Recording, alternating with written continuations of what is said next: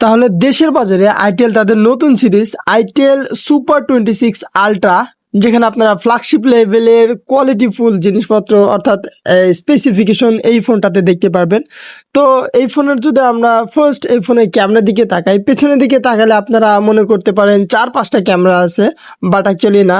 Main camera দেওয়া আছে হচ্ছে 50 মেগাপিক্সেল, দেন 2 মেগাপিক্সেল ডেপথ ক্যামেরা দেওয়া আছে। দেন যদি এই ফোনে আমরা সেলফি ক্যামেরার দিকে তাকাই, এখানে 32 মেগাপিক্সেল সেলফি ক্যামেরা দেওয়া আছে। তো সব মিলিয়ে একটা অ্যাভারেজ কোয়ালিটি বলতে পারেন। আর এখানে প্রসেসর হিসেবে দেওয়া আছে ইউনিসেকের T7300 প্রসেসর, যার আন্তর্জাতিক স্কোর বলতে পারেন প্রায় 5 লাখের উপরে, মোটামুটি লেভেলে আপনারা ভালোই বলতে পারেন।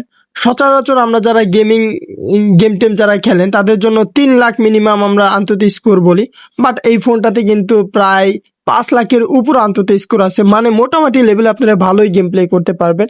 এখানে স্টেরিও স্পিকার নাই, বাট এখানে স্পিকার কোয়ালিটি অনেক ভালো। টাইপ সি চার্জার দেওয়া আছে, আয়ার ব্লাস্টার দেওয়া আছে এবং 3.5mm জ্যাকটা পাচ্ছেন না। দেন যদি এই ফোনে আমরা ডিসপ্লে দিকে তাকাই, 6.78 ইঞ্চির full HD plus quality AMOLED display use করা হয়েছে, যেখানে আপনারা 144 হার্টজ পর্যন্ত রিফ্রেশ দেখতে পারবেন। ইন ডিসপ্লে ফিঙ্গারপ্রিন্ট দেওয়া আছে, কর্নিং গরিলা গ্লাস 7 আর প্রোটেকশন দেওয়া আছে। 3D কার্ভ ডিসপ্লে হতে এই ফোনটা দেখতে অ্যাকচুয়ালি গুড। দেন যদি এই ফোন আমরা পিক ব্রাইটনেসের কথা বলি, এখানে পিক ব্রাইটনেস হিসেবে দেওয়া আছে প্রায় 1000 নিক পিক ব্রাইটনেস, মানে আপনারা ডে লাইটে গেলে কোনো প্যারাই বলতে পারবেন না। আর এখানে ব্যাটারি হিসেবে দেওয়া আছে 5000 mAh এর ম্যাসিভ একটা ব্যাটারি।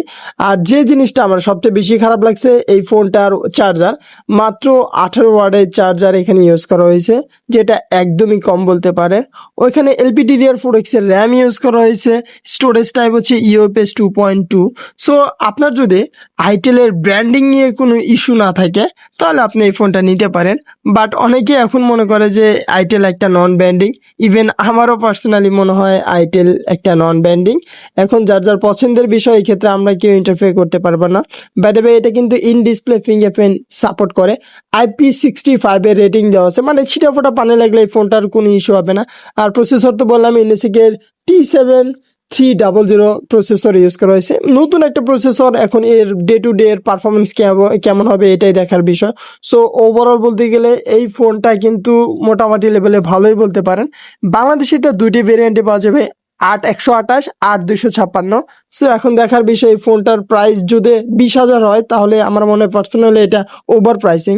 বাট যদি এই ফোনটার প্রাইস যদি 15,000 আশপাশে থাকে তাহলে এটা সুপার ডিল হতে যাইতেছে।